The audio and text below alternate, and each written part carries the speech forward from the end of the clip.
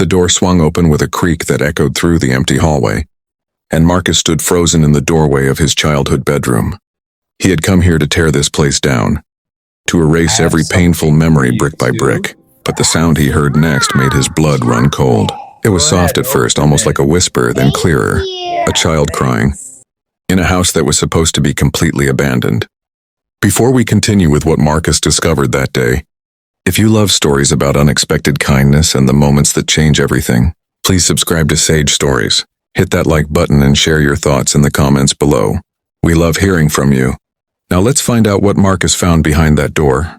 Marcus Chen had spent 15 years trying to forget the house on Maple Street. Every childhood memory tied to that place carried weight he didn't want to carry anymore.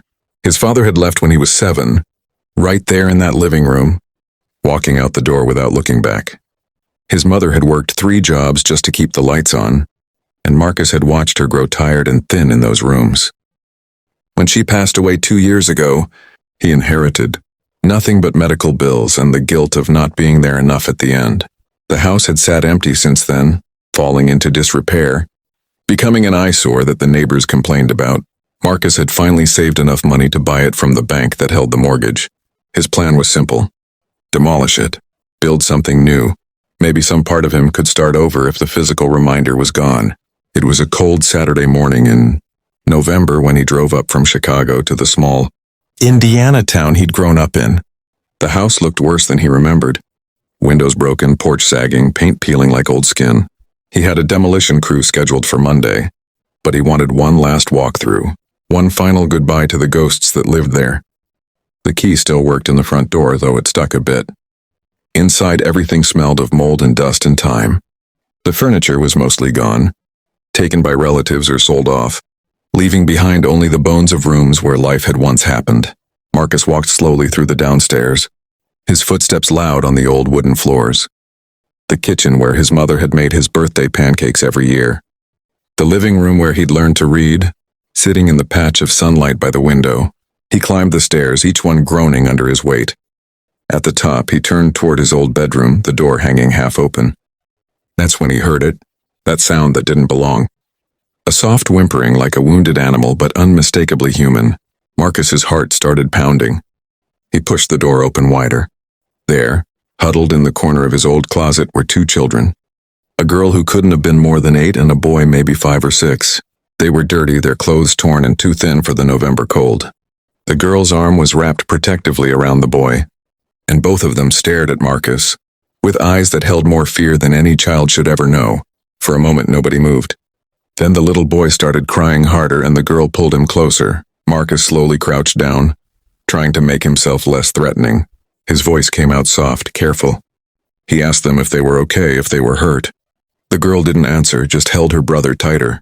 Marcus noticed the empty food wrappers scattered around them. What looked like stolen granola bars and a half-empty bottle of water. They'd been living here, in his abandoned house, in the cold. He felt something crack open in his chest. Something he'd been keeping locked away for a very long time. He told them his name. He said he wasn't going to hurt them. He asked as gently as he could where their parents were. The girl's voice was barely a whisper when she finally spoke. She said their mom had left them at a gas station 3 weeks ago and never came back. They'd been staying with a man their mom knew, but he'd gotten angry, said he didn't sign up to be a babysitter. He'd dropped them off and told them to figure it out. They'd been on the streets for days before finding this empty house. The girl, whose name was Lily, had kept them alive by taking food from gas stations and dumpsters behind grocery stores. She'd found blankets in a donation bin.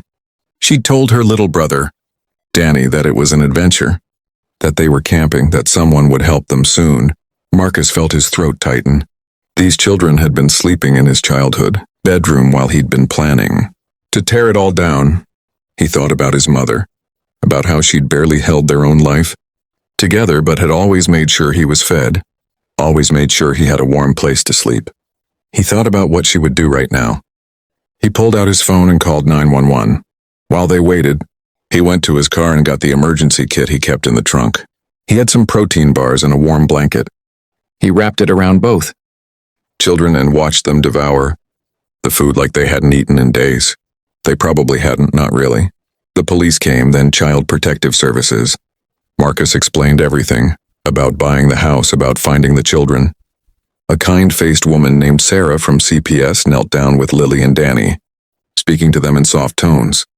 Marcus watched as they were led to a warm car, to safety, to hot meals and clean beds. But something had shifted in him. He asked Sarah what would happen to them. She explained they'd go into foster care, that the system would try to find them a placement together, but it wasn't guaranteed. Brothers and sisters often got separated. Her eyes were sad when she said it, like she'd seen it happen too many times before. Marcus went home that night, but he couldn't sleep. He kept seeing Danny's face, the way he'd clung to his sister. He kept thinking about his own childhood, about being alone, about his mother struggling. He thought about the house on Maple Street and all the pain he associated with it. But he also thought about the good things. The pancakes, the sunlight in the living room, the way his mother had tried, despite everything, to give him love. By Monday morning, when the demolition crew was supposed to arrive, Marcus had made a decision that surprised even him. He called them and canceled. Then he called Sarah from CPS. He told her he wanted to be a foster parent. He wanted to take Lily and Danny. The process wasn't quick or easy. There were background checks and home studies and training classes. Marcus had to prove he could provide a stable home. He moved back to Indiana, found a job at a local engineering firm. He renovated the house on Maple Street, not tearing it down but bringing it back to life. He fixed the porch and replaced the windows. He painted the walls in warm colors and filled the rooms with furniture that felt like hope. 6 months later, Lily and Danny moved in. They were cautious at first, waiting for the other shoe to drop, for this man to decide he didn't want them either, but Marcus showed up every day. He made them breakfast and helped with homework. He learned to braid Lily's hair from YouTube videos. He sat through Danny's nightmares and promised him, over and over, that he was safe now. Slowly, the house on Maple Street stopped being a place of pain and became something else entirely. It became a home. Marcus started seeing his childhood differently too. Yes, there had been struggle and loss, but there had also been love. His mother had given him everything she had, and now he understood what that meant. Now he had the chance to do the same. A year after finding them in that closet, Marcus officially adopted both children. On the day the judge signed the papers, Lily hugged him tight and whispered thank you. Danny called him Dad for the first time. Marcus felt tears running down his face, and he didn't try to hide them. The house that Marcus had wanted to destroy had saved 2 children's lives. And in saving them, in choosing to love them, Marcus had saved something in himself too. He'd transformed his pain into purpose and his past into a foundation for someone else's future.